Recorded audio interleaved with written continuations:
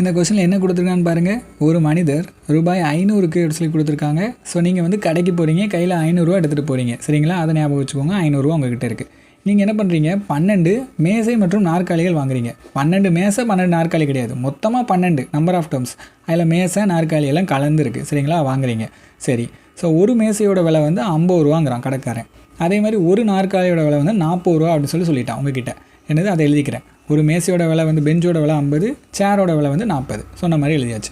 ஏனில் அவர் வாங்கிய நாற்காலி மற்றும் மேசையின் விகிதம் என்னன்னு சொல்லி கேட்டிருக்காங்க. இல்லை விலைன்னு கொடுத்துருக்கேன், தப்பு. விகிதம் தான் வரும், சரிங்களா? விகிதம் தான் வரும், விலை வராது. விகிதம் என்னன்னு கேட்டிருக்காங்க. இப்போ இது எப்படி சால்வ் பண்ணுறது அப்படின்னு பார்த்தீங்கன்னா, நம்ம ஆப்ஷன்லேருந்து போயிடலாம். ஆப்ஷன்லேருந்து போகிறது ரொம்ப ரொம்ப சிம்பிள். இப்போ ஆப்ஷன் ஏ எடுத்துக்கிறேன். ஏல பாருங்கள் என்ன கொடுத்துருக்காங்க, 5:1ன்னு கொடுத்துருக்காங்களா?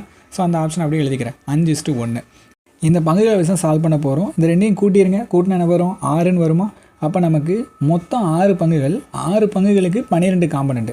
அப்போ ஒரு பங்குக்கு எத்தனை காம்பனண்ட் வரும், 2 காம்பனண்ட் வருமா? ஸோ 6 பங்குக்கு 12னா ஒரு பங்குக்கு 2. சரி, அதை பேஸ் பண்ணி இந்த விகிதத்தை மாற்றுவோம். அப்போ 5 பங்கு என்ன வரும், ஒரு பங்கு 2னா 5 பங்கு என்ன வரும், 10. ஸோ ஒரு பங்கு 2. அப்போ 10 2 கூட்டினா 12 வந்துருச்சா? நமக்கு என்ன கொடுத்துருக்காங்க, நாற்காலி ப்ளஸ் இதோட விலை எல்லாம் தெரியும். நாற்காலியோட விலை என்ன நமக்கு, சாரி மேசையோட விலை என்ன அப்படின்னு தெரியும்.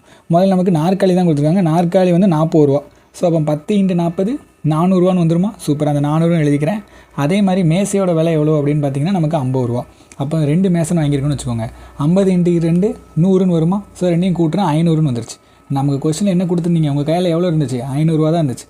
அந்த 500 ரூபா இங்கே வந்துட்டா, அப்போ ஆப்ஷன் ஏ தான் ஆன்சர். இப்படி சூஸ் பண்ணிடலாம். நீங்கள் மறுபடியும் இந்த வீடியோவை பாருங்கள், உங்களுக்கு கண்டிப்பாக